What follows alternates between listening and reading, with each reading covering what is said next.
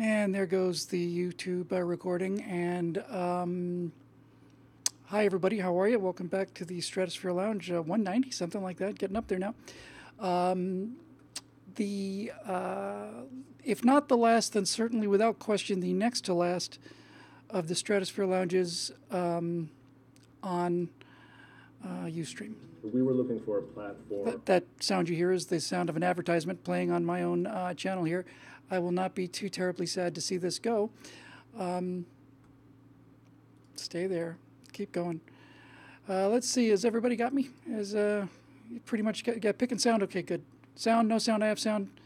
Okay, there we go. Yes, tonight is also a Stratosphere Lounge bingo night, which means that I have to touch all the bases.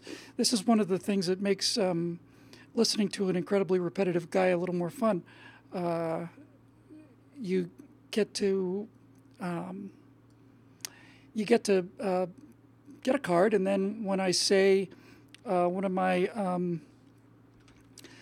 favorite topics or something like that, you get to mark it, and then it's being monitored in the lounge here, and those people playing live will be able to play bingo. Now, I should make it crystal clear that I did not sponsor this bingo, but I heartily endorse this product or service. Also, I do not know what the bingo words are, but usually in bingo, you're given, some free letters. Sometimes you are, depends on, I guess, on how you're playing. So we'll just start off with RK and Star Citizen. There you go. That ought to get your cards moving. So much for that. Now, got a couple things to talk about, and tonight's topic of a discussion will be the Civil War. The Civil War that gave us our liberty. And I know there's a lot of people out there who think they know what I'm talking about, but I bet you not one in 100 of you know what I'm really talking about. So if you think that sounds counterintuitive, just look at me, I just invented a word. Counterintuitive or contraindicated, whatever. Stick around because it's not what you think it is. But first, in the news, we have a little unboxing ceremony. This is what makes the big bucks on YouTube, by the way. If I could unbox cats, I would have a ton of them, right? Just a ton of them. And everybody, of course, is calling in the bingo, the double drink. I can keep you guys drinking all night, probably. So here we go. It's unboxing time, and I ordered this on eBay used.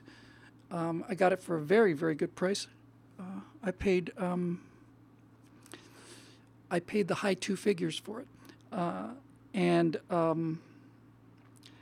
This eBay system of user ratings is so good. It's just such an excellent way to go. Anyway, this person was rated 5 stars. Now, I haven't plugged this in yet, but nevertheless, I thought I'd share it with you. So here we go.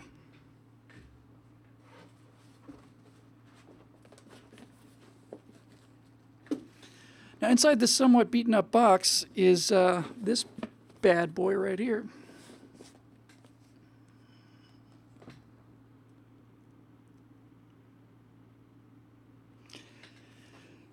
What is the Kinect for Windows, you may ask? If you already know, you probably know that the Kinect system is the one that they put into the Xbox to do player capture so that you can basically have your motions play the game. But this is the version 2. The Kinect for Windows is for developers. I guess I'm a developer now. That's good. Something else I can add to my resume of unfinished jobs and lack of steady employment.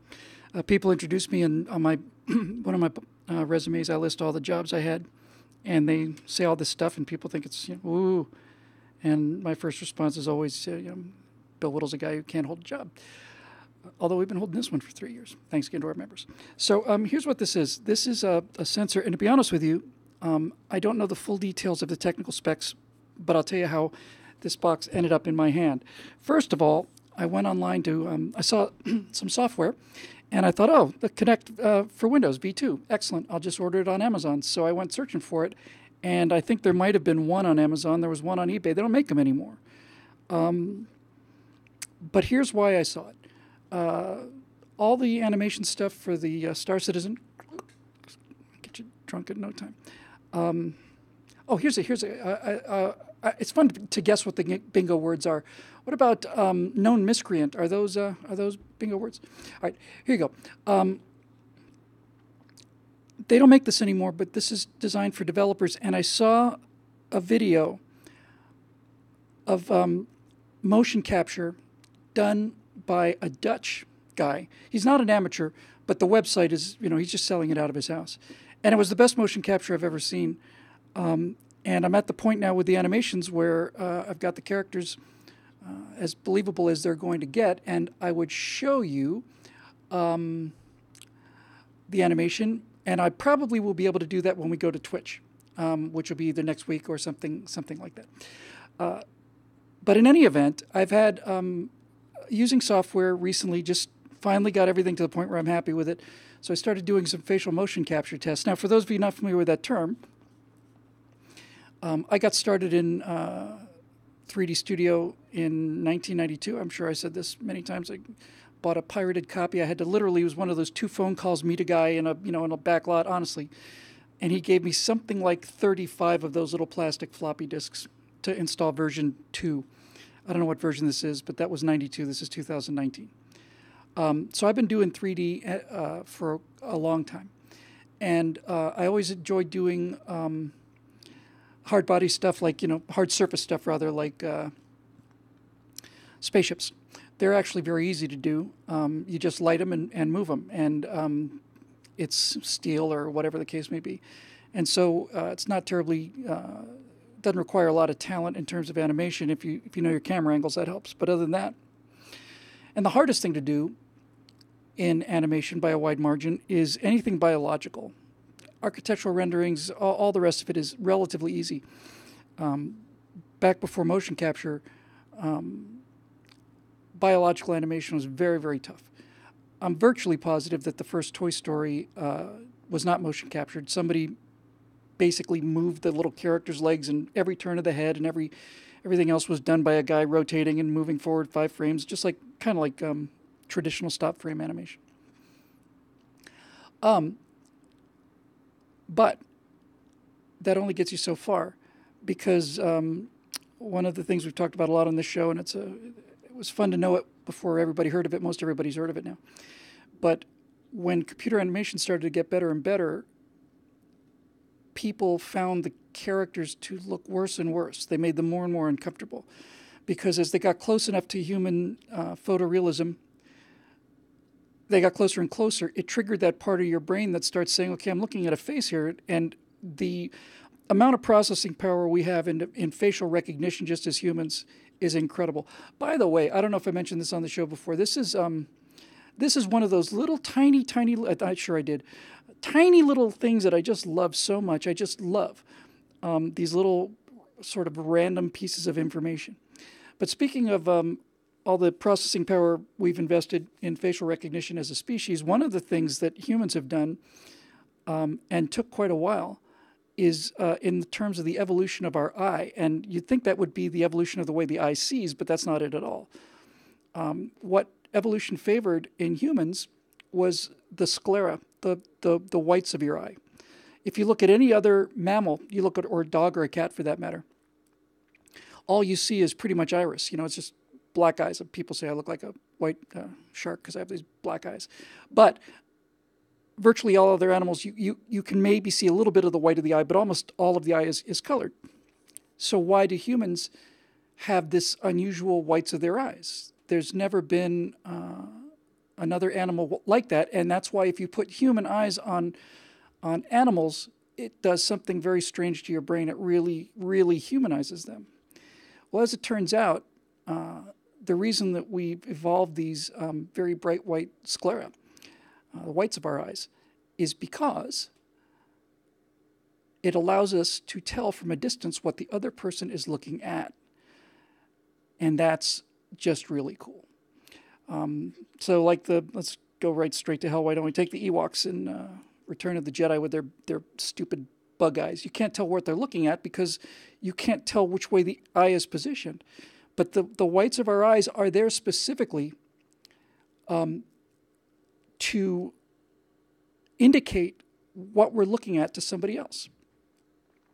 And animators found some very interesting things about this. First of all, they found out that if they made the human eyes absolutely parallel, it was just a little bit off. They either converge or diverge by something like 5-6 degrees, something like that. So that was interesting. But the point is, animators could not capture all of the micro expressions. The fact is that we are constantly in motion, and if you have a character who's sitting still and you don't animate an idle animation onto that character, then it doesn't look real. See it like that. And so even when a character is not moving, you animate something in there because there's always breathing, and we're always constantly micro-adjusting our balance and swinging around and fidgeting and fussing and all the rest of it. So these little micro movements that I'm doing right now, just kind of moving back and forth, and the lips obviously, and the way the eyes are darting around shiftily, that can be animated by hand, but it's an enormous job and they never get it right. So quite a while ago now,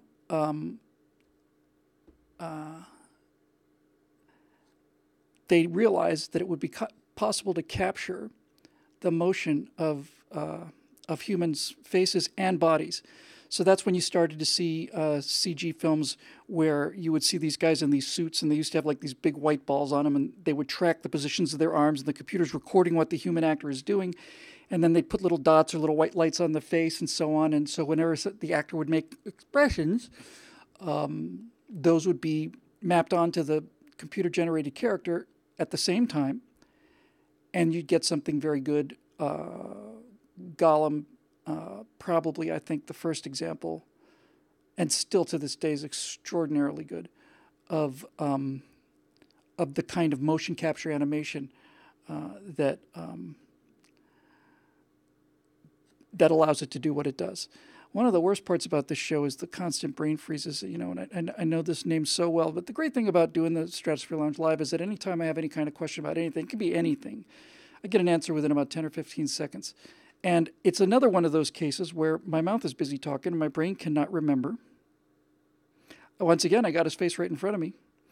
So somebody please tell me the name of the guy who did the motion capture for Gollum for Lord of the Rings. He started out as a performance guy. God, I just know it so well. It's like almost like I don't know my dad's name, which is William, by the way. Anyway, he basically was on the set as sort of a motion. Andy Serkis, thank you very much. Instantaneously, T-Dog Lies and known miscreant Matt Lloyd respond. Andy Serkis. So Andy was basically on set to sort of play, the guy, and maybe they do some motion capture. But Serkis was so good, and his voice was so good that they actually cast him as Gollum. And if you look at Gollum in the first movie, he just appears once. That's when they're deep in the mines of Moria and they're being followed by this creature. You go back and look at the first one, The Fellowship of the Rings, and you'll see that Gollum looks very different. And that's because that was the original Gollum. When Andy Serkis took over the role, they remodeled the character, remodeled the Gollum mesh to make it look a little more like Andy Serkis. And that was just a tremendous performance. And he just keeps knocking them out of the park. He played Caesar in the Planet of the Apes movies. He's doing some work for Star Citizen. And he's just a superb actor. There's a thing online with Andy Serkis as an alien where they had to take his facial motions and not just map them onto a human being, but they had to map them onto an alien with a completely different facial structure, and they had to make sure all the muscles moved in such a way that even though the head was completely huge and the mouth was real weird, it looks like he's talking. So you see the alien on one side of the screen. There's Andy Serkis doing the reading on the other. It's the Tale Told by an Idiot soliloquy from King Lear. And you think, man, that's tremendous computer animation on the alien.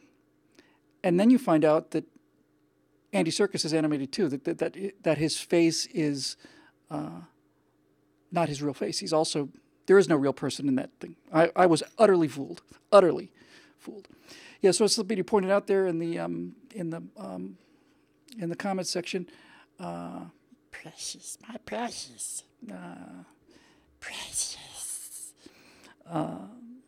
He did such a great job that I guess starting on second movie, Two Towers, or certainly by Return of the King, he was doing second unit directing, and then he went on to. He's the motion capture guy. If you've got a character and you've got the money to get the best, you get Andy Serkis. And I just love his story because it's just such an interesting story.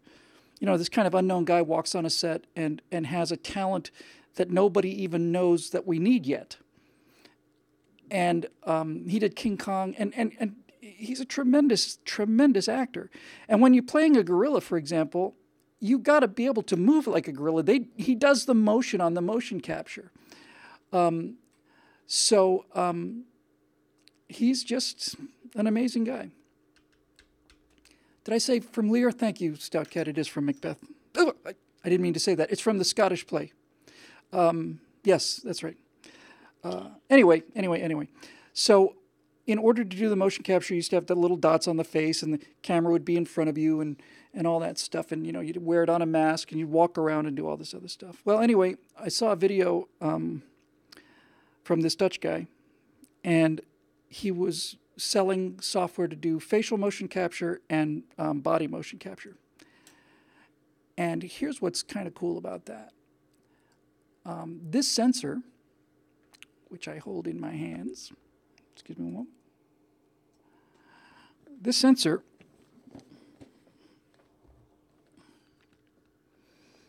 which I have not plugged in yet, by the way, has an incredible data cord, USB 3.0, move a lot of data.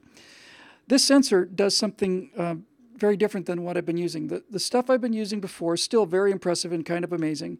It's called markerless facial motion capture. And basically, it's a piece of software that looks at a video exactly like the Stratosphere Lounge. I mean, I light it, and I just sit here exactly like this. And the software calculates the outlines of my nose, calculates my mouth, jawline, all that, and it kind of draws little green lines on my face at key reference points. And then it uses the video to capture that motion, and then that motion's mapped onto a character. It didn't seem to do the eyes. I had to move the eyes manually, which is not easy, but not as hard as some of the other stuff. And there may be a problem with the eye motion capture for, the eye direction, but the rest of the stuff's very good. But I wasn't happy with it. It was certainly better than hand animation, but it wasn't where it needed to be. It's just very choppy and just a little tough.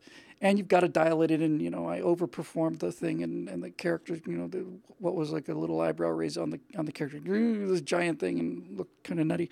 But that's how we learn things. I was watching Call of Duty Infinite Warfare. I showed it to Natasha this morning, and she was blown away by it because that was done, I want to say, about 1.5 years ago. The cutscenes for Call of Duty Infinite Warfare they're. If you saw them on an iPad, you would have from 3 feet away, you'd have no way of knowing those were not real people. So we're getting there. And she said, Billy, you've got to get to this level. I said, honey, this is $200 million and 300 animators. I'm working with, a couple $1,000, and I'm by myself, with the exception of Captain Jack's known miscreant, Matt Lloyd, and swaggering loudmouth fighter pilot Viper Check. So I was doing all that to try to get this thing. Anyway, this is very cool. This guy is sending out a bunch of different radiations, I suppose. It's using the video technology, but it's also using depth. I don't know if it uses acoustic. I really just don't know. I know it uses infrared, but the point of it is rather than just see what the motion capture is doing. If you look at the screen you're looking at with my smiling face here, see, that's a flat plane. You're looking at a flat plane on your monitor, or on your phone, or whatever the case may be. And so the 3 dimensions of my head are being flattened by the back of the camera, essentially, and transmitted to you. And it's a 2D image of a 3D person. But what this bad boy does is it is able to, it is able to see the 3rd dimension. It is actually sensing into 3 dimensions. And when I saw the quality of the motion capture, I was quite happy. Sorry, 1 second, just gonna get this back here, come here. In fact, I was very happy. So here's what this thing does, it's very, very cool. You walk in to you put it up and it's basically scanning a room, let's say probably about the size of the area you see behind me.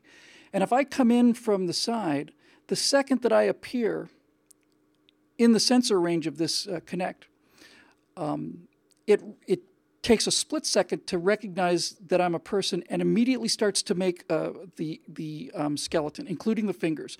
So it's immediately watching all of my joints. The software is based off the sensor. And it's, I'll just put this down now. It is tracking my motion. And then when you get close enough to it, the software sees the face, but it sees the face not as a flat plane, it sees the whole wraparound. It's sensing you from the whole, 180 degrees forward of this plane here. And it's much, much better. I'm dying to use it. I haven't had a chance to plug it in yet. So I have high hopes for it. The software is extremely reasonable. It's like a $50 trial, and I think $100 or something for the commercial version. But this sensor does 2 things that made me just buy it, just sight unseen, just buy it, after all the struggling I've been doing. I was thinking that I would have to buy a motion capture suit. And I may still, but at least for the demo, for the first one, this will certainly be good enough. It's not as nutty as it used to be. It's basically just a bunch of Velcro straps with sensors, and you put them on, and you can take it anywhere, and it's measuring your body's position and so on. And that's about $1,500. This thing does the facial motion capture and the body motion capture at the same time. And the part that I simply cannot believe, but is advertised to be true, is that it will track 6 people simultaneously, which means that I could just, play a scene. And with 2 or 3 actors. And certainly their motions would be good. I don't believe it could probably track 6 faces because you got to be facing the sensor in some degree. But anyway, I'm pretty much done with this. But it's very, very cool. I can't wait to plug it in.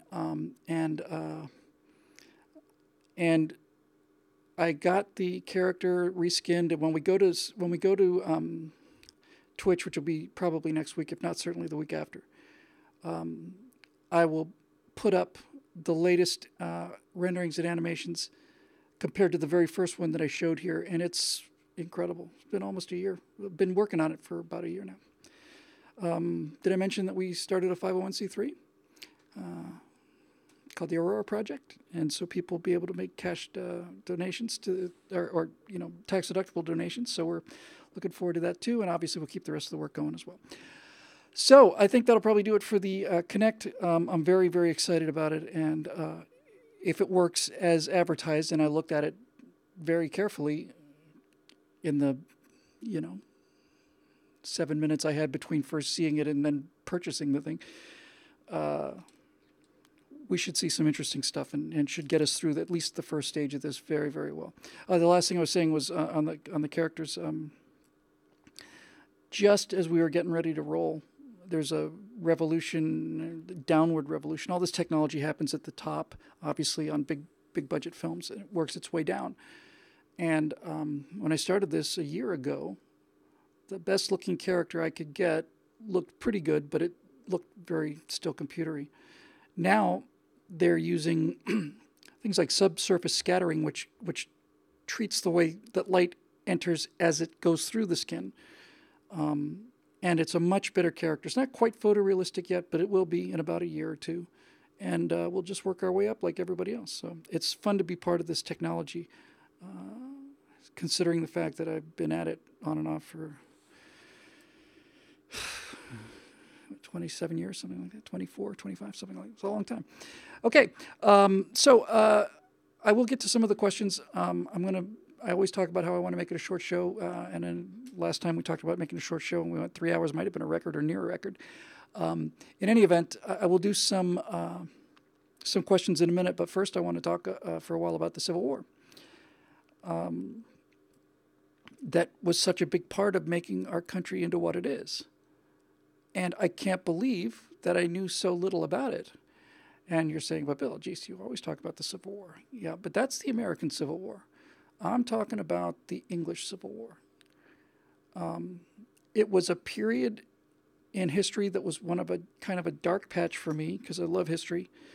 And I love remember very clearly being in school in Bermuda and studying the Middle Ages. It was probably, I don't know, 3rd or 4th grade, 5th grade, something like that. So the Middle Ages and the relatively modern history of Britain and the world and, Victoria on forward and so forth and so on. And I knew all that pretty well. And then starting, 9 months ago, 6 months ago, started to get into Shakespeare very much and started getting into the Shakespearean world of Elizabeth and the Armada and a great deal about Shakespeare and remarkable stuff.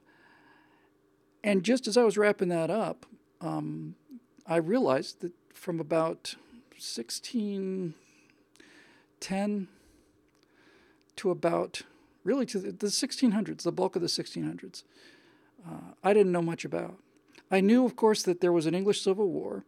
I knew that Charles I, the Stuart King, Charles I, was executed.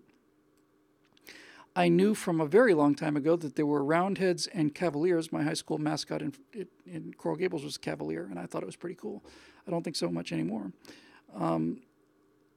And I knew that for a period of some time, I don't know, it was 6 years, 11 years, something like that, I knew that England was without a king and that Oliver Cromwell was Lord Protector of the Commonwealth. And that's about all I knew. I'd heard that Cromwell was a usurper and a brute and exceedingly cruel, and just a man who basically decided to chop off the king's head so he could become king himself and so on. And it was just a surface gloss of that period, and I just knew it was there, but I didn't know anything about it. Well, hi-de-ho. Sometimes, I say things and it lights people up because they happen to know some things about this. But I've read books that were extremely critical of Cromwell, and I've read a number of books recently that were supportive of Oliver Cromwell. And just based on his actions and his words in his own speeches, I have come to believe he's one of the most underrated figures in history and a significant part of our national heritage here in the United States, a significant part of it. So let me just kind of tell you some of the things I've learned about the English Civil War, and we'll do a couple questions. Okay, so the Tudor dynasty, Henry VIII comes in, and Britain is Catholic like everybody else, but the Reformation has already started, and Luther and the Protestantism in Europe and so on. Henry VIII wants a divorce. Pope doesn't give him one, so Henry VIII basically tells the Pope to pound sand, and in what is probably the most egotistical move in the history of the world, I'm ready to stand by that.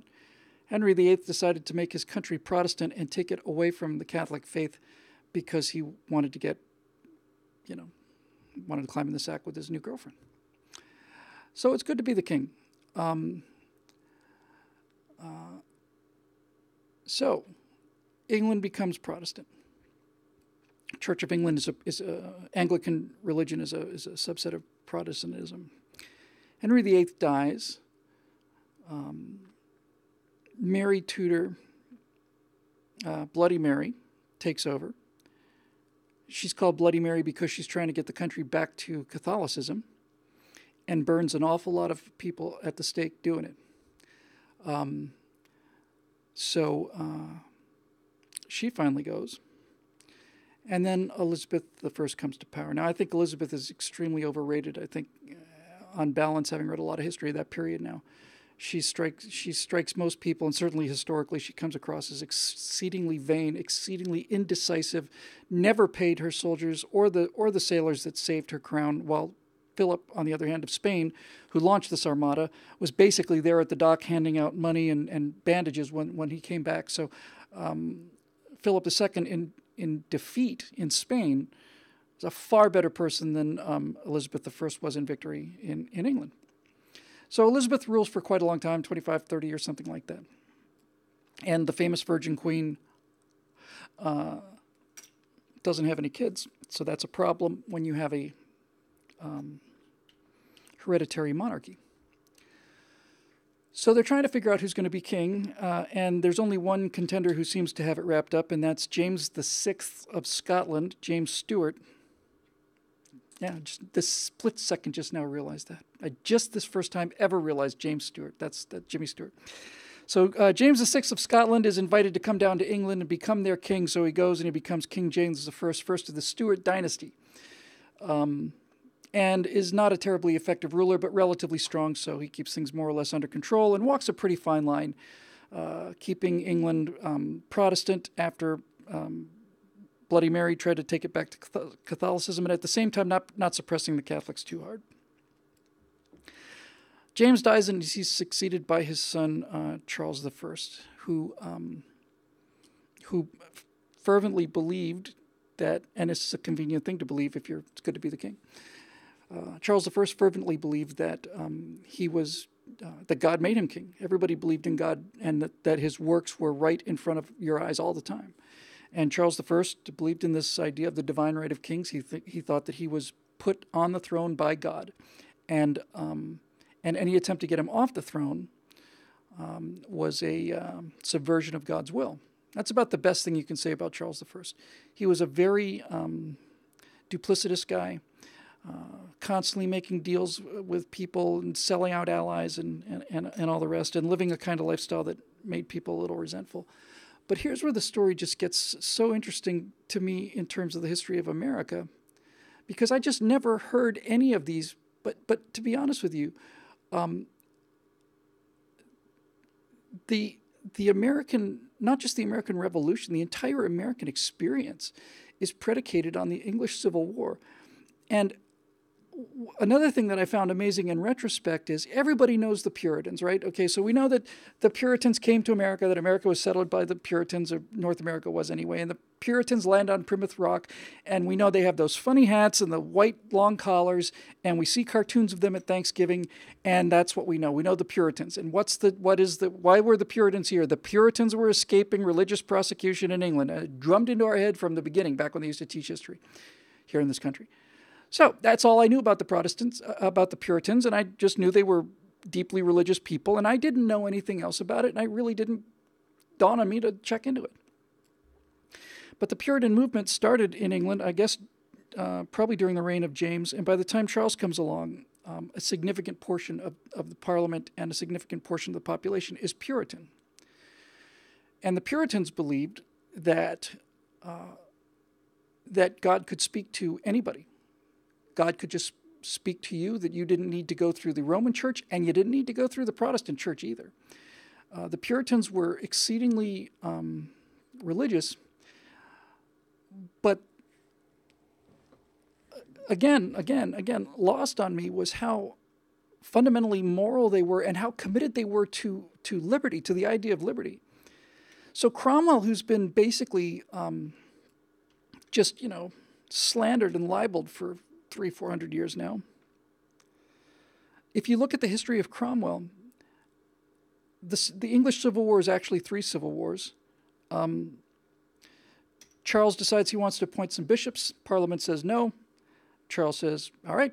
He leaves London, raises an army, is in very strong shape, looks like he's going to win. And then this regular guy, kind of a burgermeister, not much more than that, at 43 or something, not a terribly attractive man, was a member of Parliament, and he takes the field as the cavalry officer, second in command, General of Horse, I think they called him, in this war against King Charles. And Oliver Cromwell had recruited I'm compressing time a little bit. After the first battles, it didn't go very well, and Cromwell decided he was going to do something different, so he basically started something called the New Model Army, and it was the first idea of a standing army, but Cromwell's specific people, because there were lots of little militias and so on that were coming from different people under different people's command, but Cromwell's men got nicknamed Ironsides after Cromwell, who was nicknamed Ironside. And the reason they got nicknamed that was because these men were so passionately believing in God and that they were doing Christ's work that they were tremendously effective in battle.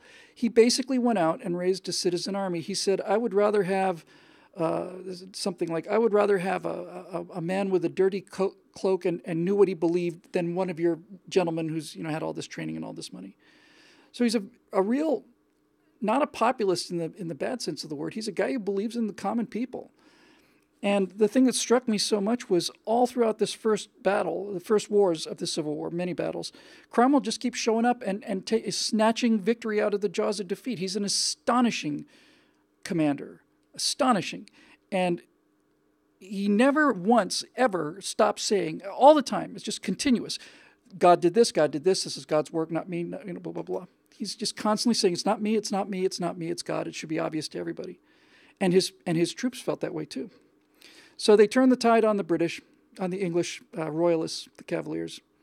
And finally Charles is captured. Now, during this whole time, Cromwell's detractors say he was just vying to be the king. But if you look at his actual record and if you look at the things he said, he was doing pretty much everything possible not to be king. He wanted a restoration of the monarchy. He wanted Charles I back on the throne. He didn't think he was a good guy, but he believed like everybody else in this idea of kings. He just thought that the people and Parliament should come first. So Charles is locked up, and now all of a sudden, you've got this interregnum of 5-6 years. The first Civil War, which they think is the Civil War, is over.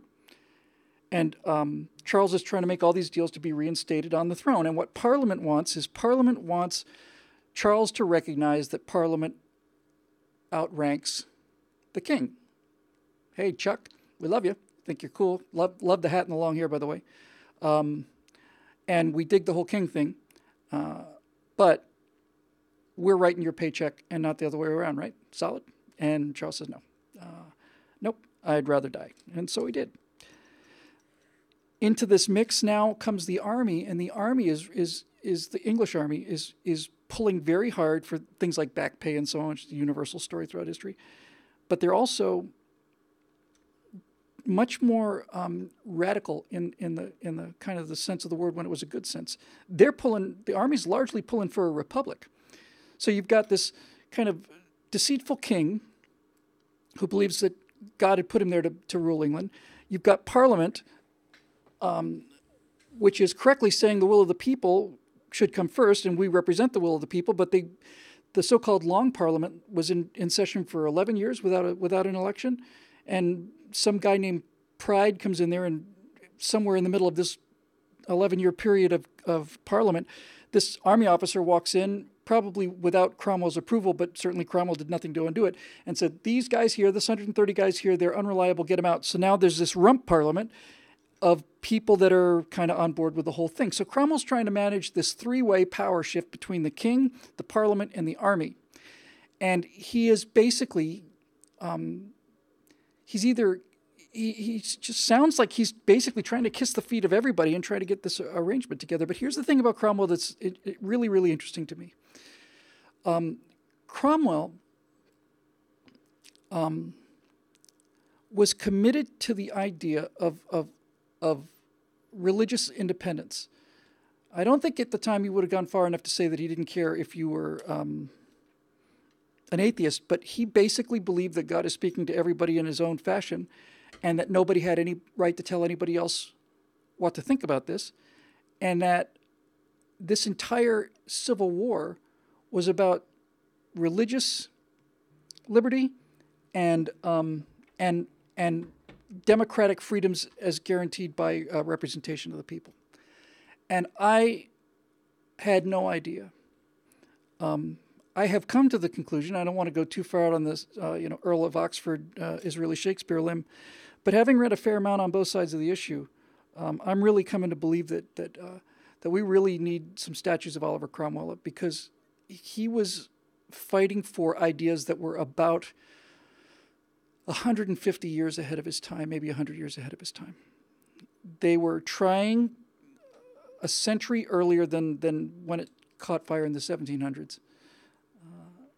They were trying to set up a democratic republic with a king essentially as a figurehead, and that this was God's will. And Cromwell seemed to have fought for that his whole life. I've read his speeches and I've seen some of the actions that he took. He strikes me as a guy who was doing everything he could to not take power. I know when he did become Lord Protector, a lot of the people who were originally against the king said, no, now we have a new king who's not even really a king. If we're going to have a guy in charge of us with autocratic powers, which Cromwell did have, then let's get the king back, for God's sakes. They saw it as a big sellout. Cromwell apparently was looking around for somebody to do this, and Parliament, which won the Civil War, the first one, is now corrupt and trading money for power. Imagine my shock and surprise when I read that. That their Congress was corrupt. It nearly knocked me out of my chair. And so he's basically saying, all right, somebody's got to hold this country together. And then, astonishingly, in the middle of all of this turmoil, for the first time ever, really, England gets some street cred. The Navy under Admiral Blake and a couple of others in parliamentary Navy of the Commonwealth just start kicking ass, just sweeping the French and the Spanish off the seas, and the Dutch. They're at war with the Dutch. And the army, the new model army, is so powerful because of the fervent motivation. That one, actually, I should write that down. Motivation of the troops is a virtually unstoppable force. And all of a sudden, Little England is having its toes kissed by France and Spain and the Dutch and all the rest of it.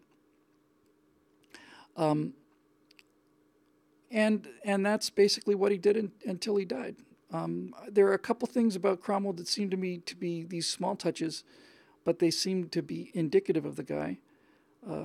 Obviously, before photographs, everybody had their portrait painted, and we can be told, I think we can have some confidence in the fact that a painter who wanted to sell the painting and do more paintings for the powerful and the rich would shade those interpretations and make them a little bit prettier than they actually were. But when it came time for Cromwell's portrait, he said to the painter, I want you to paint me as I am. So the most famous picture of him shows a rather large nose, and there's this enormous wart right here on his head. It's not a noble face in terms of the idea of aristocracy, but when they won one of these major battles, Parliament decided to strike a medal in their honor, and Cromwell said, great, the men deserve it, but for God's sakes, literally for God's sake, do not put my image on that medal. First of all, I didn't do it. God did it. Secondly, we are completely opposed to all idolatry and graven images and all the rest of it. So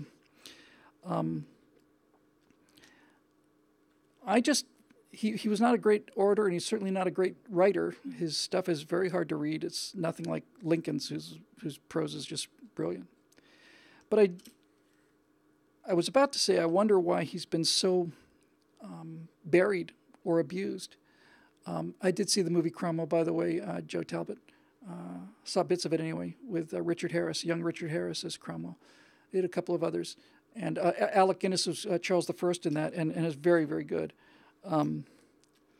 But now, the rest of the story. So Cromwell dies. The Lord Protectorship goes to his son, which is a hereditary monarchy. That's what Parliament wanted. His son's nothing like the man that Oliver was, can't hold it together. And Charles's son, King Charles II, who's been out on the mainland the whole time, in France and trying to raise an army. So the second and third English civil wars, by the way, is Charles II. After they chop off the head of his dad, he's in Ireland trying to form a rebellion, and Charles II wants to come to England with an Irish army behind him to put himself back on the throne. And this is anathema to the English. And then both Charleses were trying to brought armies from Scotland into England to put Charles the Stuarts back on the throne, Charles I and II. So anyway, the whole thing just kind of falls apart, and in a relatively bloodless sort of thing, Charles II is crowned King of England, so the Stuart dynasty is restored. Charles then has a son, King James II. James II is such a catastrophe that there's something else I'd never heard of before, called what the English called the Glorious Revolution. The what now? Yeah, the Glorious Revolution. So the Restoration is the name given to the monarchy coming back with Charles II.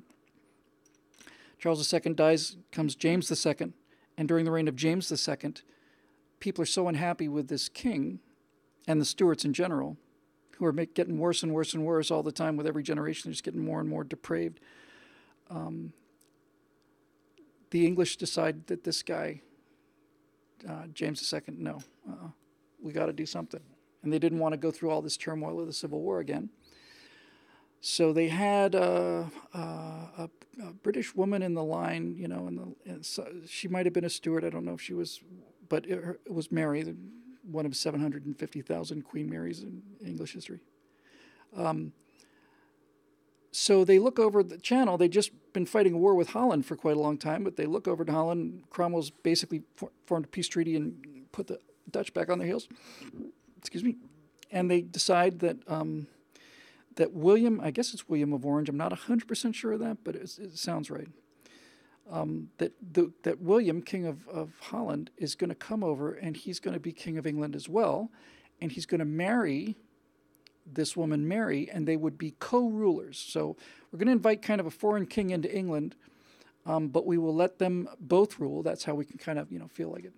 So next thing you know, you've got William and Mary, which is where the College of William and Mary comes from.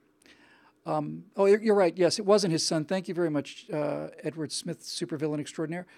James II was Charles II's brother. That's right. Thank you. I always like to be corrected on things like that.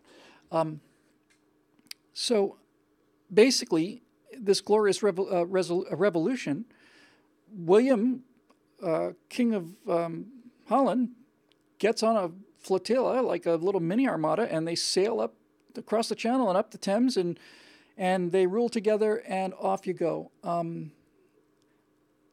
And so that's what led to the dynasty that eventually then became, George I, George II, George III of infamy.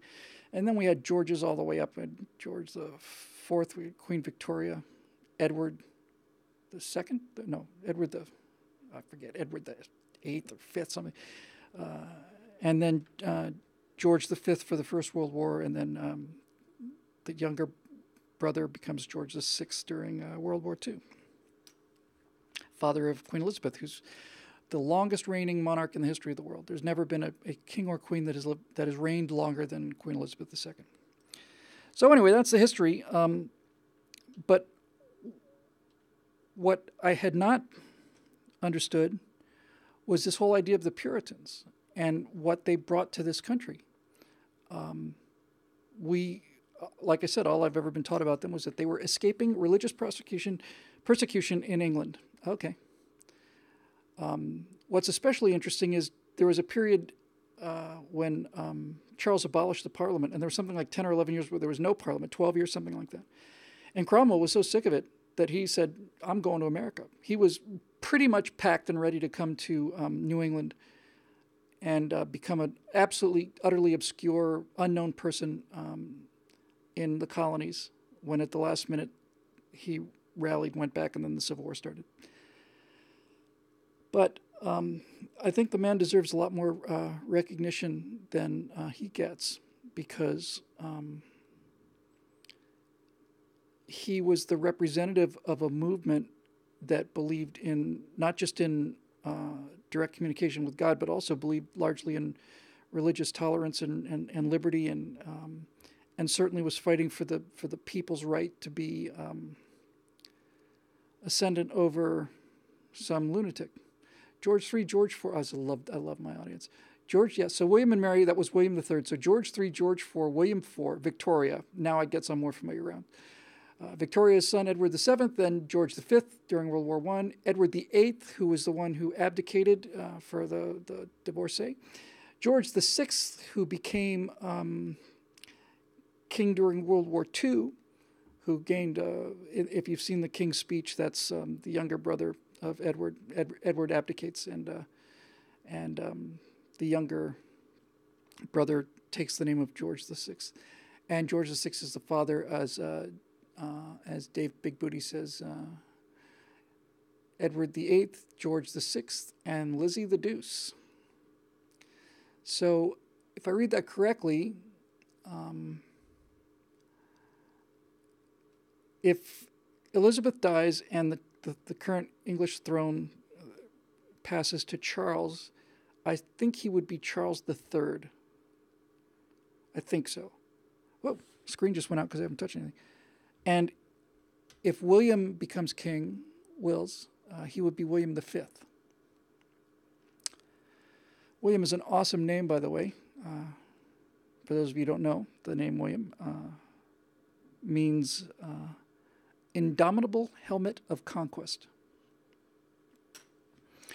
And Whittle means White Hill region of Lancashire, and a little town called Wigan, which also features prominently during the Civil War. And that will do it for this little history lesson. But it bears serious study, because I was really, really shocked to see all of American history and all of the ideas of the American Revolution being fought for during the English Civil Wars 150 years earlier. And Edward Smith, supervillain extraordinaire, who corrected me a moment ago, said Edward VIII wound up being exiled to Bermuda, where I live, Bill. Actually, he was exiled to the Bahamas. So the sword of correction cuts both ways, my friend, unless there's something else that I'm unaware of, which is usually the case. He was, Edward, just another cool piece of history. So you got George V. He's the king during World War I. His eldest son, Edward, is a playboy, and, he completely infatuated with this woman. Gives up being king. And then, even though he was King Edward VIII, during the war, you've got the second brother, who's now King George VI, World War II. He's the figurehead. Winston Churchill is the whole government, really. But you've still got King George VI, who appointed Churchill against his better judgment at first. And you've got a guy who's king, but on the same playing field is his older brother, who was also king. He's now ex-king.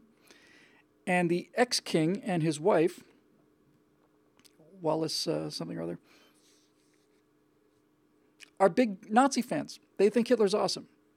They're making all kinds of sympathetic noises about Hitler. They went to Germany in the 30s and talked about how wonderful it was, and Churchill basically said, Churchill and the king said, it's not really good optics for the British Empire, which is the only combatant that fought the entire war, front to end. The only one of the five major powers, Japan, Germany, Russia, America, and England, they're the only ones that fought the whole war. Germans didn't finish it. The Japanese didn't start it. The Americans came in afterwards, and so did the Russians. But the British fought, Wallace Simpson.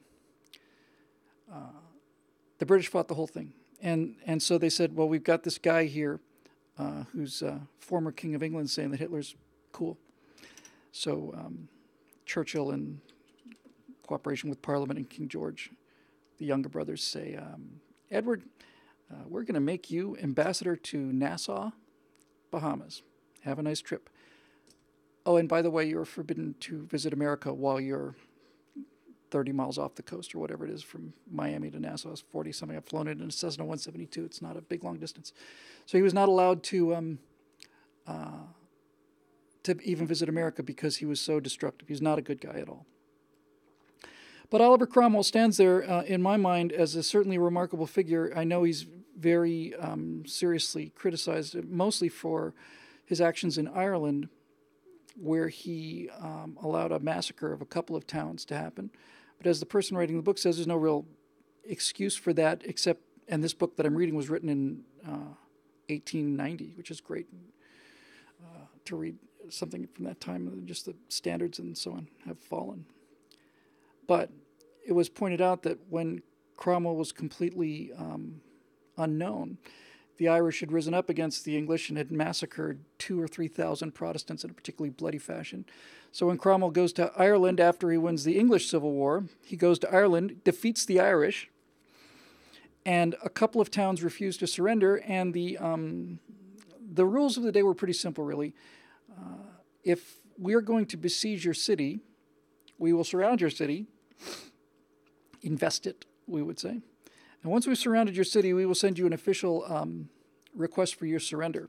If you surrender, then we will let you live and we'll be relatively, nice to you.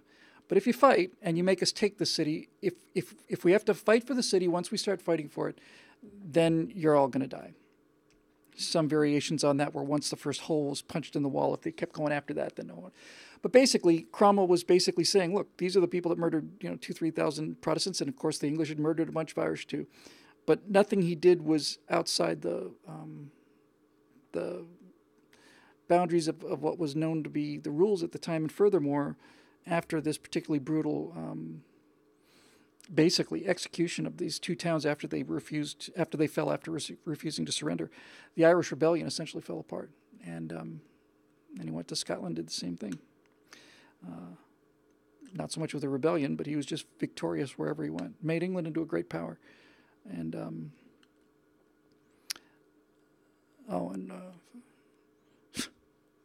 so why is Cromwell so badly maligned, and if not maligned, then forgotten?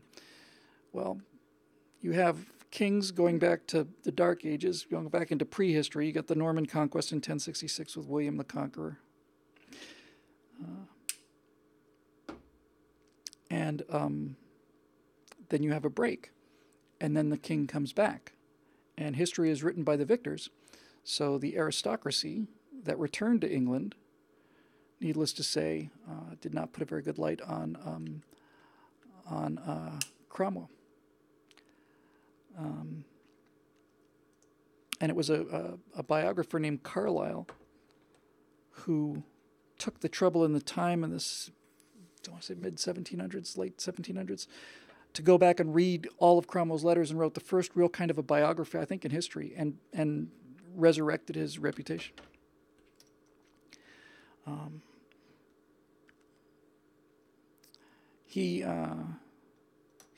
Cromwell said repeatedly that he didn't care about all of the opprobrium and all the rest of the stuff. He knew that he would be recognized in God's time, and he felt confident that he was doing the Lord's work on earth, so he just didn't care what people thought about him. I find admirable. I wish I had more of it. But the final little bizarre coda to all of this is, so Cromwell dies a natural death. He's buried with honors, obviously. His son becomes Lord Protector. He drops the ball. The king comes back. Now the royalists are in power again after this interregnum, this break between lines of kings and queens going back all the way. And so what they do, once King Charles is back and they've completely taken over power, is in order to teach him a lesson, Cromwell, who's been dead 5-6 years, 3, 4, 5 years, something like that at this time, they dig him up out of the ground, break him out of his vault. They take the 5 or 6 year old corpse and hang it by the neck, which I can't even imagine how that actually holds up, but that's what they did. They pulled Cromwell's body out of, it's Bermuda for me, Edward. They pulled Cromwell's body out of his vault, take his corpse, hang it, and then draw and quarter it. They cut his head off and, scatter his bones, except for the head. And there is some fairly decent provenance for the head. Oliver Cromwell's head is still around in mummified form, or at least it was until the 20th century. It may have been lost recently, but I don't think so. somebody's holding up this mummified head of Oliver Cromwell, and it looks like it was actually him. He deserved better than that, I think. If he had succeeded, maybe if he'd lived longer, because he basically was the only thing that held this whole thing together time and time again. It was his moral certainty. He would come into Parliament and say, "You're all a bunch of whoremongers and speculators. I hereby dissolve this Parliament." So he was a real autocrat, and there's no getting away from that. It was dictatorial autocrat, but every decision he made, looking at it from I think a fair perspective, was autocratically deciding things in order for the people's will to be expressed. So this is my history, my personal family history. Half of it, my dad. So I have 4 grandparents, obviously. Or do I? Maybe I don't have any grandparents at all. Maybe I was spawned out of a oyster shell. That's a possibility. It's certainly my pet theory, but I don't have any evidence that that's true. So I have 4 grandparents. My father's father is English. My father's mother is Polish. My mother's father is English, and my mother's mother is Portuguese. So I'm half English, quarter Portuguese, and quarter Polish. German Polish, right in that neighborhood, which is such a peaceful and calm place throughout history. And most of the fighting, a lot of the fighting happened up in the northwest of England in Lancashire, near the little town of Wigan, where our family tree was traced back by my cousin Jack. I think got us back to 1725, and we are, this may be a bingo word, we are cotton carters and coal miners.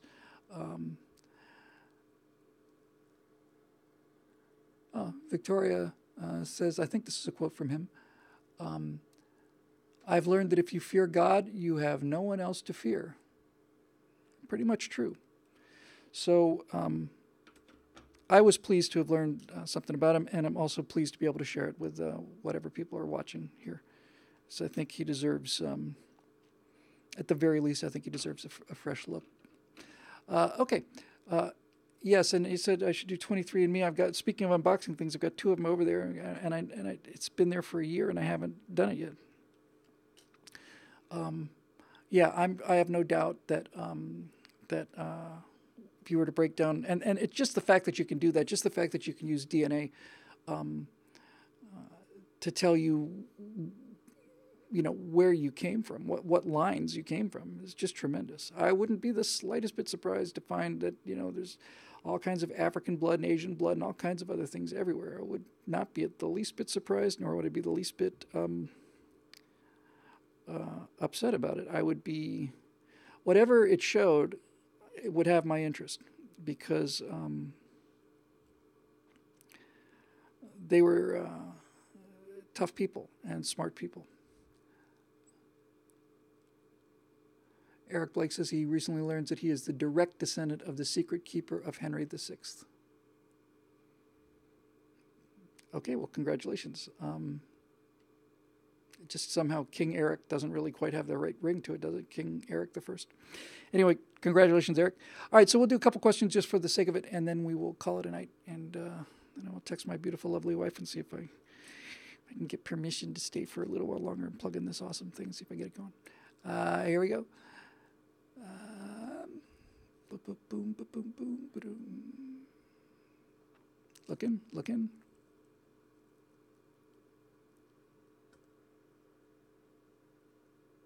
Here we go. Just updated in front of my eyes. How about if we just do 2, okay, guys? Then I'm gonna split. So the first one is from Christopher Dale Goodwin, and if we've read that name before, I don't remember. It's not one of our overused, go-to names. So welcome, Christopher Dale Goodwin. Writes, I talked to a leftist co-worker who said he would be willing to fight in the streets if Roe v. Wade was overturned. What line would have to be crossed to trigger conservatives, conservatarians, libertarians to take up arms and fight in the streets? I feel it would have to be drastic to me, but I've never really thought about a specific trigger. that would cause me to use violence. AR Texkin. Hey, Texkin, how are you, man? One of our members of our Aurora Republic. Who knew? Well, I think there are two third rails in American politics, one on one goal line and one on the other. Roe v. Wade is the liberal goal line. This is the place that they will fight to the death on. And for the others of us, it's the Second Amendment. So if there was if we had the political clout to overturn Roe v. Wade legally, I don't believe it could be done. People wouldn't adhere to it. I don't believe them about fighting in the streets. That's kind of our thing. But without question, he wouldn't comply with that law, and many, many, many doctors would not comply with that law either. So it would be like criminalizing alcohol. So it's Roe v. Wade on the left, and on the right, it's the Second Amendment. Not terribly proud of this, but we keep outsmarting the totalitarians in Sacramento, as I've mentioned several times, with the bullet button and then this new modification. But the fact is, we should have just rioted and shot them all. We should have just gone up there with muskets, and the second they tried to start doing this to us, we should have just, blown a couple of them out of cannons to encourage the other ones. And then we'd be living free here, but we're not. With that said, restrictions on sales are one thing. I find them unconstitutional and repulsive, but nevertheless, it's a restriction on a sale. I think the other rail would be if there was ever an attempt to actually go and take guns away from people, to take away guns that they owned, come and get them kind of thing. I think that would be.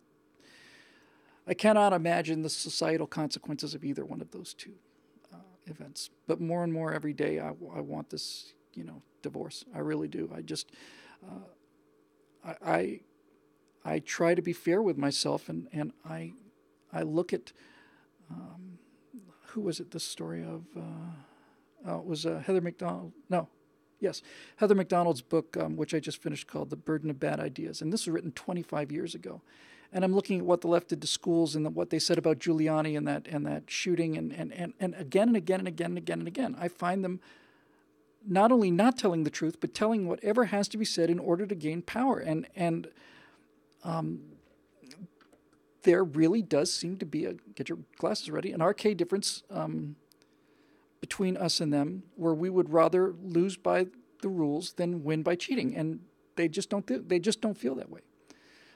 We did. I just posted. It was a little bit late. I posted the Supreme Court right angle just a couple hours ago, where Scott is talking about some left wingers now that we've got Scalia replaced with Gorsuch. Moderate Kennedy's going out, and Kavanaugh comes in. If he's a solid conservative, then we've got the balance in the court.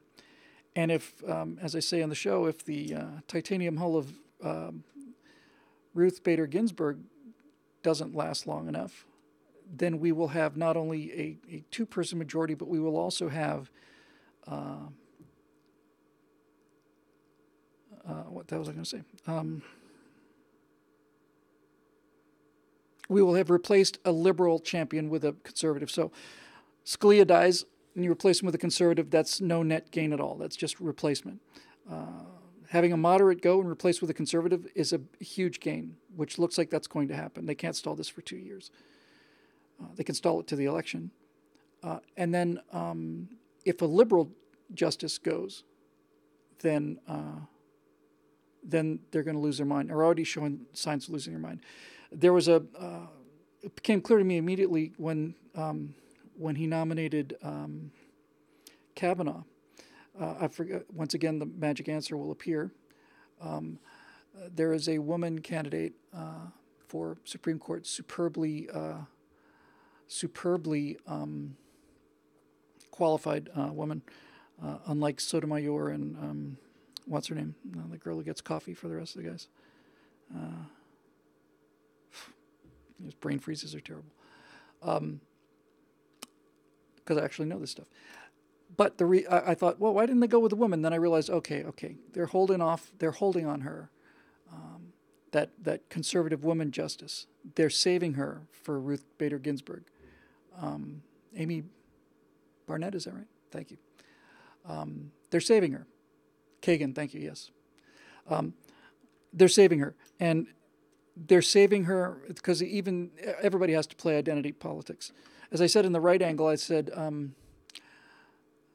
Trump has made a historic first with this appointment. It's the first time in the history of the Supreme Court that a justice has been appointed who sounds like he's somebody who should be holding a Super Bowl MVP ring.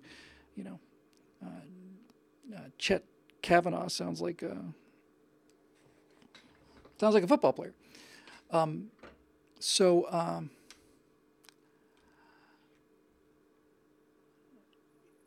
The entire thing is really terrible. I would Darth Bader Ginsburg. It's funny, Dave Bigby. And what does Rush call her, Ruth? Buzzy Ginsburg. Anyway.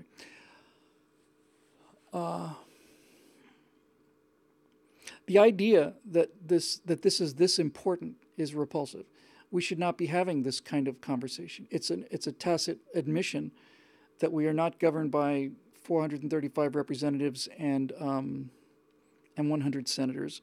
We're governed by 9 people in dark robes, and it's kind of the Star Chamber. And when you get down to a court that's 9 members, 4 conservatives or 4 liberals, and you have one swing vote consistently, it's not quite that clear, but let's just say it is for the sake of the argument. 4 conservatives, 4 liberals, and 1 person in the middle, that one person rules America. They determine American policy. They determine whether abortion will be legal. They'll determine whether gay marriage should be legal or not. That one person will rule the country's culture, and it was never, ever, ever intended to be that way. Now, you can hear the left, which to me is hilarious because the left always understood that the Supreme Court is the way for them to get what they want without having to win elections. If you can get a president in there and pack the court, then anything that conservatives do that you don't like, you just have the court overturn it. Doesn't matter. It's like an endless stack of get out of jail free cards. So now you hear the left saying, there should be term limits on the Supreme Court. Oh, really? Yeah, and maybe the Supreme Court really shouldn't be this important. No kidding. So once again, they're trying to change the rules after the fact to keep themselves in power. And my response to that is to anybody from the left who's saying that the court shouldn't be as important as it is, I will say, I'll make you a deal. How about if we abolish the Supreme Court right now for all time? We just get rid of it. We don't need it. Let's just get rid of it. You want to shake on that? I bet they don't. The beautiful, beautiful irony of this will be that we should be able to ram. Well, we've already got Gorsuch. We'll have 2. I suspect we'll have 3, and we might have 4 or even more Supreme Court justices, and we'll have them when we wouldn't have had them before, because Harry Reid needed Dirty Harry needed a vote on something that escapes my memory, and broke, used the Reid option, formerly called the nuclear option, where he basically broke a gentleman's agreement that had been in place for 100 years, and said, "Well, I'm gonna just go to majority vote and break this precedent." And he got his vote, and Mitch McConnell said the only thing I think I've ever heard Mitch McConnell say that I thought was relevant or interesting, went up to him right after the vote and said, "You're going to regret this, and you're going to regret it sooner than you think." So I love the fact that we can pack the Supreme Court with conservatives thanks to the liberal Senate Majority Leader using the Harry Reid option. All right, so last one here. Oh, look, it's known miscreant Matthew Lloyd, who writes, "Most conservatives are on board with the importance of responsible citizens owning guns, and in fact, many of them do own guns. Very few, however, own body armor, completely legal and easier, less expensive than buying a gun. If we buy a gun because of the possibility we may need to justifiably shoot someone, isn't it logical to assume they might be shooting back? Why do you think more people don't own body armor, and do you think they should?" I think it's probably more a question of convenience, known miscreant. One of my favorite little memes said, "I carry a gun because carrying the whole policeman was just too heavy." But body armor has improved enormously, but is still pretty uncomfortable. I remember the first time I played this role-playing game, Traveler. First time I'd ever played a role-playing game. And so in my typical obsessive fashion, I got this character rolled up, and I immediately went out and bought like a enormous plasma rifle, and I got battle dress, they called it. It was fully top armor, heavy personal armor. And I wore it everywhere. And the referee, the guy running the game, said, "Bill, you just can't wear this everywhere." "No, I'm wearing it everywhere." And he's saying, "It's ridiculous. You wouldn't wear it." I said, "I am. I'm wearing it everywhere." And so it was a real unfair and kind of petty and childish thing, which is kind of in line for me. But that's really what it came down to. He basically said, "Listen, man, you can't wear this stuff all the time." So I think the issue is largely that of convenience. And besides, Matt, if I'm getting shot at, I don't want to be in a position where I'm hoping the guy will hit me where my armor is. I just prefer not to get shot at in the first place. I think the reason that the guns are so much more popular than the body armor is that guns deter crime while body armor does not. If a guy's determined to break into my house at midnight and I'm wearing a steel corset, that's not likely to slow him down. But if it looks like I can hit him back, that'll, immortal lines from First Alien movie, give him some incentive. So I think that's probably the reason. And it really does call into question, the whole idea, because obviously policemen are at enormously, incalculably greater risk of being shot than the average citizen. So it is not only sensible, it's insane not to have body armor on as a policeman, and police men and women put on body armor every day as part of their uniform. It's their work clothes. It's like wearing a diving suit if you're a scuba diver. That's what they wear because they are exposed to that level of risk.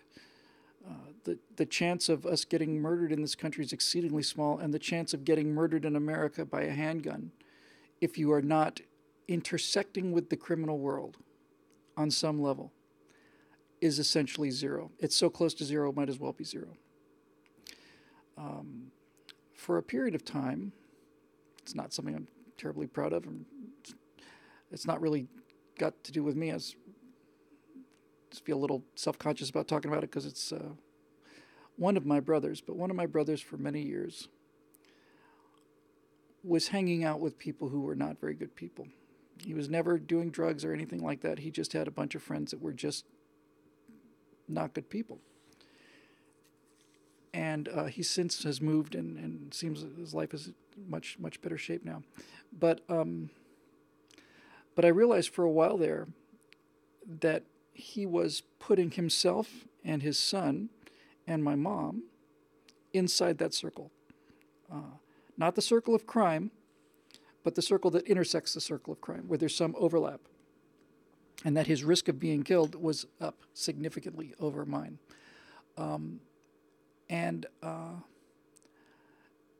that's basically it. I'm just reading some of the comments here. Yeah. So if you are not intersecting with the criminal element in our society, your chance of being killed with a gun is essentially zero. It's just essentially zero. So I think that probably explains it. Eric M. Blake says, more questions. I'm going to do one more because you asked nicely. You used a lot of exclamation points anyway, and that's good enough for me. One more, and then I'm going to split. Hey, look at Cheryl Toomey.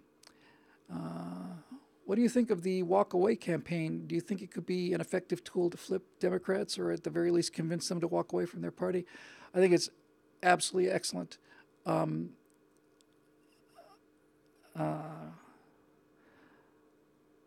Now, a person in my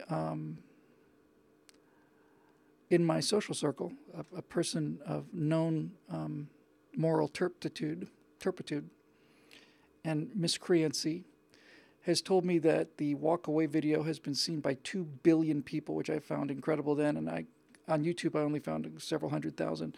I don't know if it's true. I wouldn't be surprised if it was true, but 2 billion is a quarter of the world's population and 7 times the population of this country. So it is a real thing, and it should scare the daylights out of the Democrats, because what it means is, as they asymptotically, here is this a bingo point? Asymptotically, as the left has to do more and more and more work to get less and less and less result, they have to push further and further. They have to have victims all the time, and so as they get further and further out into the weeds, where somebody's feelings are hurt by somebody's Halloween costume and cause them to cry, as this becomes all the injustice that's left for them to work on, because real injustice is largely gone in this society. So as they get more and more hysterical about smaller and smaller things, regular people who don't have any interest in politics, and I was one of them, and I wish I didn't have to be involved with it, but I am, because I want nothing to do with politics, but politics wants to do with me all the time. So the vast bulk of people who are not terribly politically interested are starting to realize that the people that they're voting with, the Democratic Party, is more and more being represented by folks like Antifa, and they are the ones who are throwing the stones and smashing the windows, and they are the ones who are causing the riots, and they're the ones that are burning down colleges if somebody comes to a university who has a different opinion than you. And most people are people of goodwill, and so the walk away movement is a halfway step, and I'm perfectly fine with it being a halfway step, and I'm perfectly happy if it doesn't become anything more than that, because if you walk away from being a Democrat, you take away one Democratic vote. But if you walk away from being a Democrat and you become a Republican, now you've moved 2 votes. You've given them one less, and you've given your side one more. It's an enormously powerful thing. And I'm not asking people to become Republicans, because I can barely stand the term myself. It's been just so horribly disappointing. But if you are ready to walk away from the Democratic Party, it means you may still be a liberal, but you're not a progressive. And you can argue with actual liberals, with people of goodwill. The Democratic Party used to be a party that had a different view of America and a different view on how to get there. But they were Americans, and we all said the same pledge and sang the same national anthem. Now, one party does the pledge and the national anthem, and the other party, if they had an event where the Pledge of Allegiance was read, they'd lose their entire audience. They'd walk out. I have recycled this joke many times, but when we go to conservative events and things starts with the pledge or the national anthem, usually my first words are, we say the national anthem, or we say the Pledge of Allegiance because it means a lot to us and stuff, but it's also a security measure. Because saying the Pledge of Allegiance means that if there's any progressives secretly in the audience, then their skin will burst into flames, and a giant sulfurous hole will appear, and they will be pulled down into the nether regions from whence they came. And just checking in on the comments again, Trevor, hey Trevor, says, I can see a liberal becoming conservative, but not the other way around. Evan Sayed and I have had a conversation about this at length, and we don't know of anybody. I'm not saying there isn't anybody. There are one or two, but we don't know anybody who was a conservative and became a liberal. But we all know lots of people, ourselves included, who used to call themselves liberal and are now calling themselves conservative. And what is becoming clear to me is that I didn't change and Evan didn't change, really. We were always in favor of the same kind of things. It's just that the party called the Democratic Party has just moved so far to the left. November of this year will be a very, very, very, very interesting year. Everybody always says that this election is the most important election of your life. The most important election of my life has been, and I will be absolutely gobsmacked if I'm wrong. The most important election of my entire life, if I live to be 150, will be the 2016 presidential election. No question, none, zero. That was the most important election in my lifetime. Because if Hillary Clinton had won, I'm not sure that the country can be recovered anyway when you see how bad this rotten corruption is. But if Hillary had been president, it would just be over. That's all there is to it. She would have strangled whatever resistance was left, and that would have been it. So November is going to be very interesting. Very interesting. If you take the political scene out of it and you wash away the political matrix, we should be expecting to take a bath, because traditionally the midterm elections, the off-year elections, are a swing back against the presidential election. So if you have a Democratic president elected, then 2 years later you're likely to have a Republican sweep, and vice versa. Now, if it turns out that we see a blue wave in November, which I was certain was going to be the case 5-6 months ago,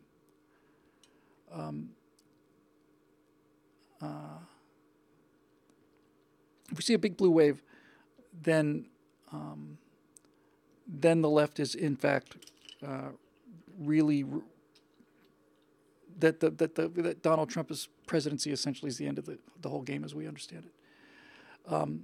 However, I'm beginning to think that may not be the case. And I'll tell you one thing: if it's anything less than a blue wave, I mean a big blue sweep, if it's modest Democratic gains, that's a huge win. And if it turns out that some miracle happens, I don't want to call it because I don't want to jinx it, but if it turns out that that Republicans hold seats or even get gains, and doesn't seem to be the case based on what we've seen so far, but just for the sake of it, then the left is done. I think they're really finished. So the walk-away movement is a big lever in terms of moving that. Now, there's something else that's a lever, and that is the fact that the pop culture, which doesn't think about politics, they're all progressives, and they're all socialists, and they all support Bernie. They don't know why, and they don't really believe it, but they do it. Those people are on fire, enraged at the left because the left has killed Star Wars. And I think the firewall that needs to be written about this when I get back would look something like this. I'd say, welcome to the walkaway movement. I'm not telling you that you should become a conservative, but you will find if you start talking to them that we're not the people that you thought that we were. And then you have to ask yourself, why were you told what you were told about us? And I think the most powerful argument I can use there is to say, this is what they do.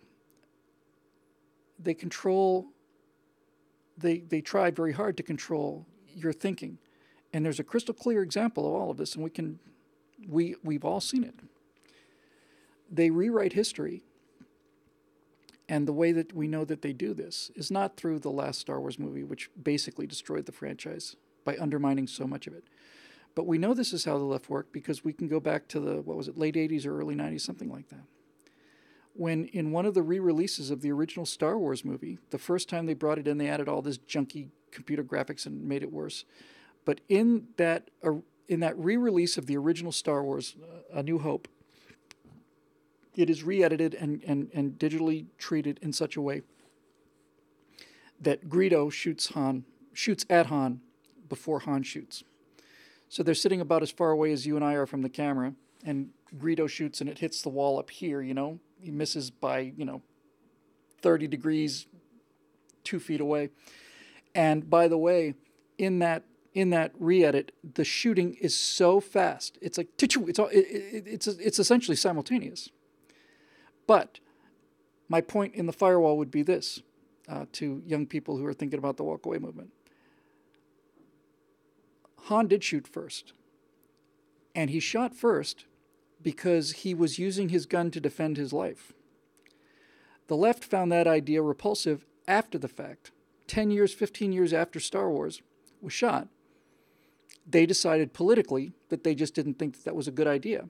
So instead of saying, well, we don't think it's a good idea, let's make a new movie where he doesn't shoot first and he gets killed by Greedo and splattered against the wall, and then his friends can have a cocktail party and talk about how virtuous they are. But instead of doing that, instead of making a new movie that represents their new values, they went back and they rewrite history. they rewrite history. Now, Eric says that Chris Pratt has moved the needle with his MTV speech and the cheers he got. I have not heard anything about his MTV speech. I need to look at that because I think, well, there's no question Chris Pratt is a conservative, and there's no question he's the hottest property in the world right now. And if Chris Pratt were to come out in favor of Donald Trump the way that Kanye West did, I think the left would be in very, very, very serious trouble. Very, very serious trouble. That's why they panicked. Apparently, Obama, president of the United States, former president of the United States, called Kanye West up and said, you can't say nice things about Donald Trump. You just can't do it. And Kanye West, to his credit, I am not a fan, but to his credit, said, you tell me what to think, Mr. President. And why are you trying to tell me what to think, by the way? That, I will look at that speech. And I will do that when I get back. Eric says an interviewer asked J.J. Abrams who shot first, and J.J. said, Han, why do you ask? If you've seen the new Han Solo movie, if you haven't seen it yet, then spoiler alert, But if you haven't seen it yet, you're not going to. The Han Solo movie has a climax, and the climax is, you're damn right, Han shot first. He shoots first. And that is a rebellion against political correctness. That movie was better than, much better than The Last Jedi. I'm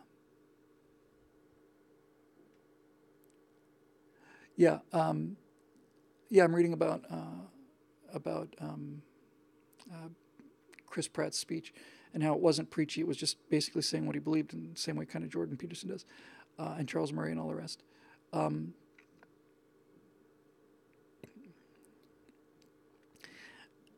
There are times when I begin to feel like there may, in fact, not only be cracks in this monolithic, progressive march into hell, not only cracks in this kind of, TMA1 kind of, obsidian surface, this impenetrable, jet black wall of perfect, integrity, this left's owning of the culture and the message and everything. There are times not only when I see cracks, but there are times when I feel like, this thing is hollow. This thing is hollow. And like all hollow things, it looks solid. But if you lean on it hard enough, it doesn't just slowly give way. It just collapses, utterly collapses. This is called a preference cascade. It's the same story at the end of, this may be a bingo word too, Emperor's New Clothes.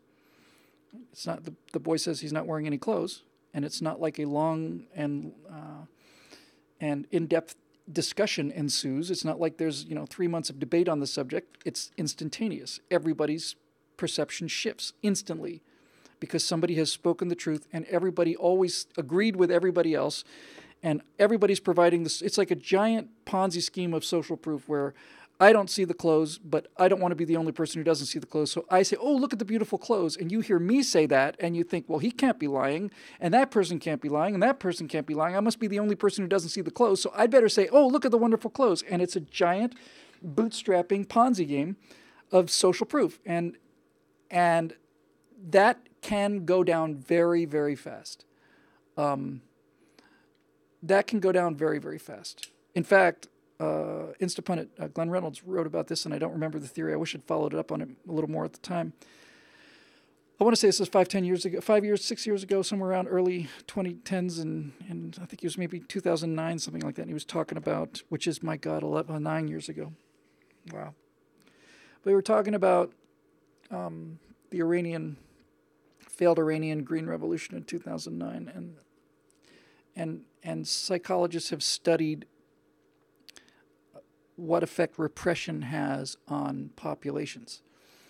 And basically, if I understand the theory correctly, it seems to make a kind of sense. The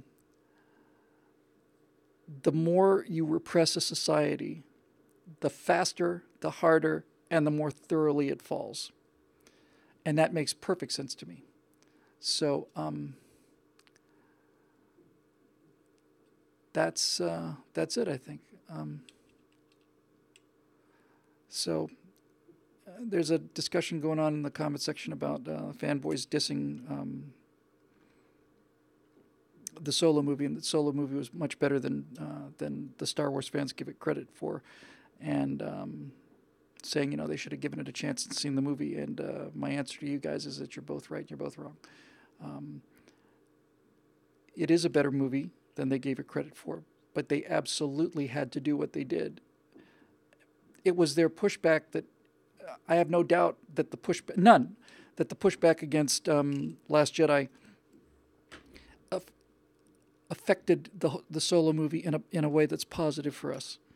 In fact, that Han shot first moment is so anti-PC that it was almost breathtaking. If it had been delivered by that other actor, I would have lost my mind over it. Just been so happy.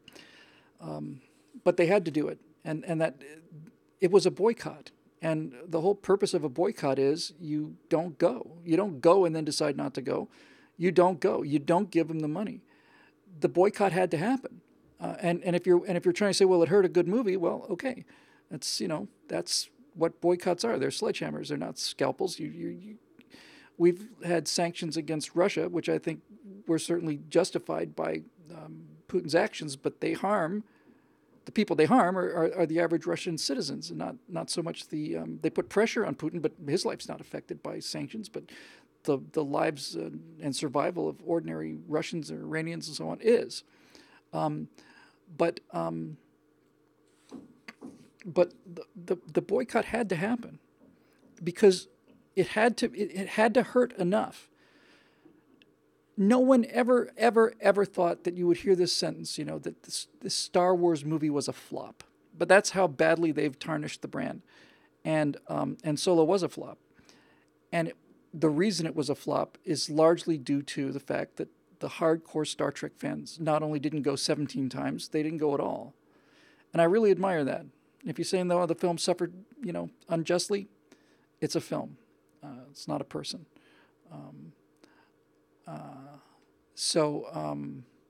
Hey, Eric, I don't believe in punishing the innocent for the crimes of the guilty either. But since you don't have the ability to go in there and personally take Kathleen Kennedy by the neck and shake some sense into her, you are left with your individual personal vote. My individual personal vote is don't go see the movie. That's what the fanboys are saying.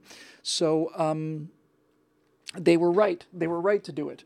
And Puddle Pirate says group punishment works. Ask any military veteran. Absolutely. In fact, the most effective form of discipline in the military anyway, and this is overwhelmingly powerful, is the idea that you punish everybody except for the guilty party. That is absolutely unbelievably effective. So I want to go back to, was it Full Metal Jacket, I guess, where Vincent D'Onofrio was playing the guy who was fat and couldn't do any of the physical stuff, and so when he couldn't do the push-ups, everybody in the platoon ended up having to do push-ups, and he had to sit there and eat donuts. Now that's not punishing the guilty; that's rewarding the guilty. But the purpose, in terms of, it is in fact the most effective punishment.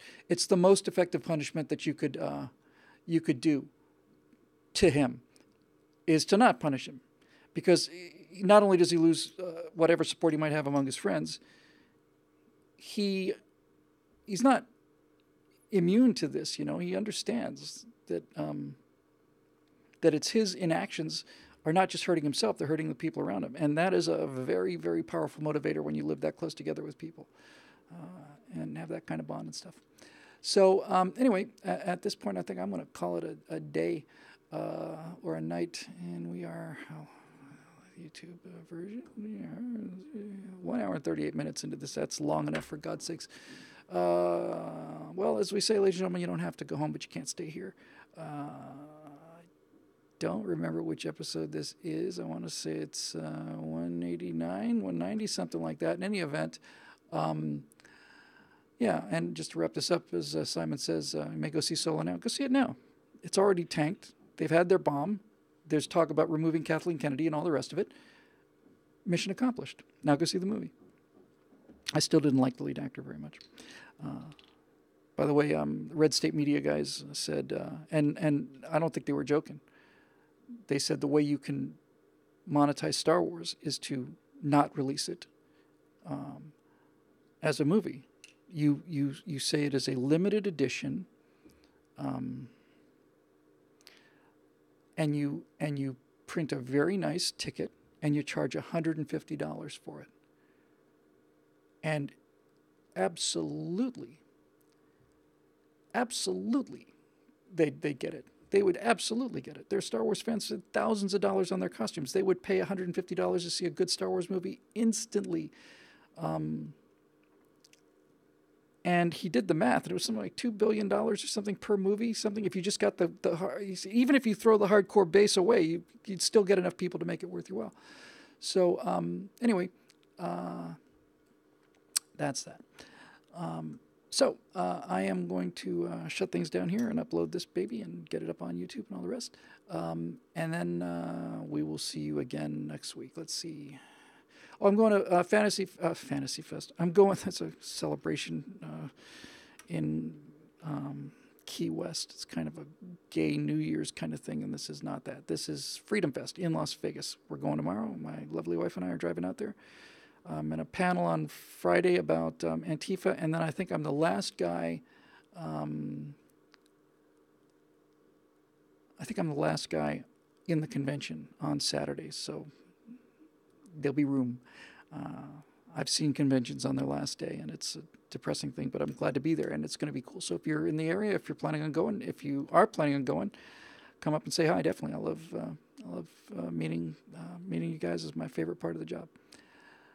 Alrighty then. So next week will be the 18th, and we're looking clear. So hopefully we'll see you then. I don't see any reason why not. And that'll do it for this episode of the Stratosphere Lounge, which may in fact be the last one on Ustream. We will see. But for our friends at watching this on YouTube, we're going to cut this one off first. And so we will see you next week.